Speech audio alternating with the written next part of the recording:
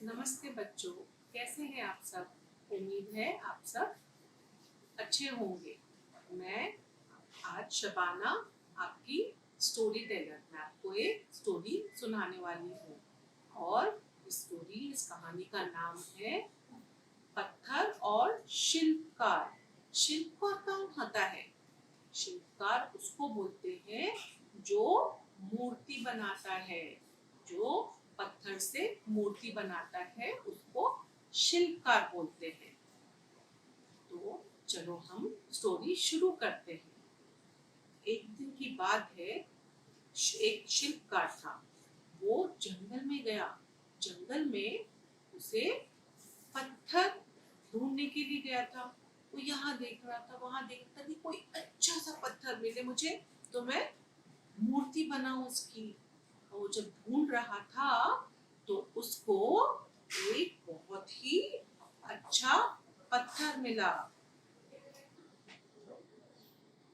तो जब शिल्पकार जंगल में जा रहा था तो उसे बहुत ही अच्छा पत्थर दिखा और उसने वो पत्थर उठा लिया और उठा के अपने पास रख लिया। वो बड़ा खुश था कि अरे अब तो मैं बहुत ही अच्छी मूर्ति बनाऊंगा।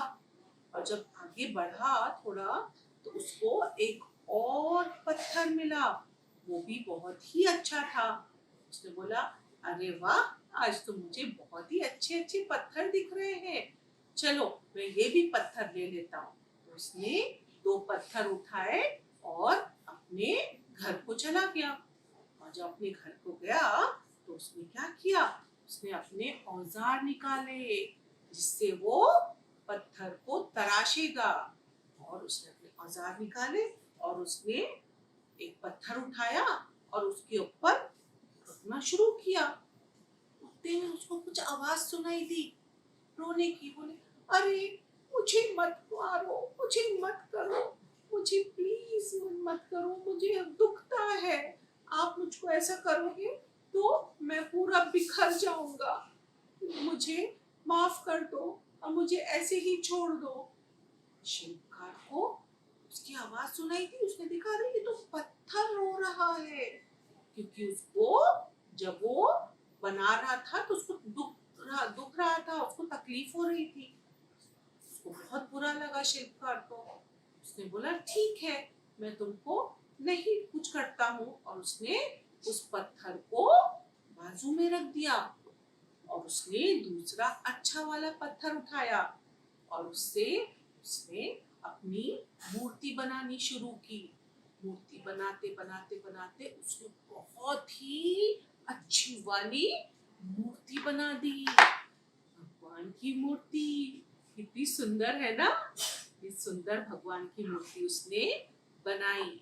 और तभी सारे गांव वाले आ गए और गांव वालों ने क्या किया, उन्होंने बोला, अरे वाह, ये तो कितनी सुंदर मूर्ति बनाई है तुमने, ये हम लेके जा रहे हैं। और उनकी नजर ये वाले पत्थर पर पड़ी। उन्होंने ये वाला पत्थर भी उठा लिया और लेके चले गए। और उन्होंने मूर्ति को बहुत ही अच्छे से सजा के रखा और इस पत्थर को मूर्ति के आगे रखा। और अब सारे गांव वाले आ रहे थे, मूर्ति को फूल माला चढ़ा रहे थे, उसकी पूजा कर रहे थे और उस पे प्रसाद चढ़ा रहे थे। और जब प्रसाद चढ़ा रहे थे तो नारियल वो इस पत्थर पे फोड़ रहे थे।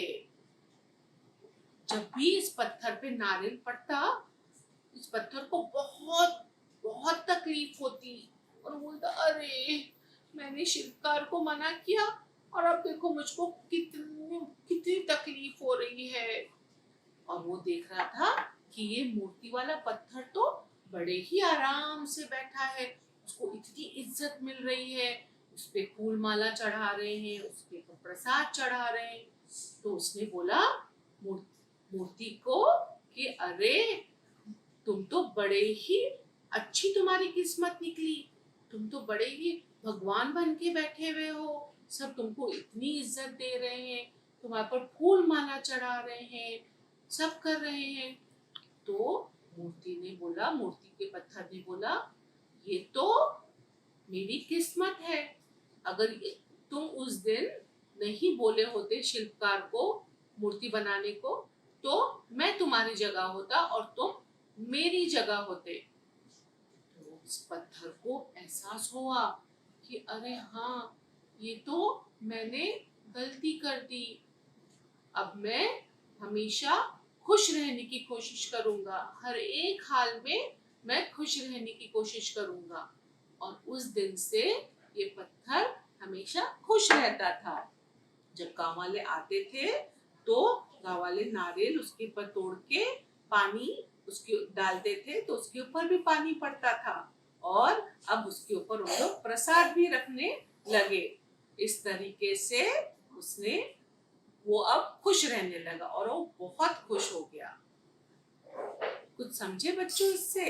इससे हमें ये सीख मिलती है कि हमें हर हाल में खुश रहना है ना?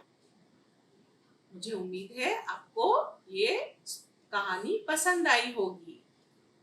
अब हम मिलते हैं अगले हफ्ते। नमस्ते।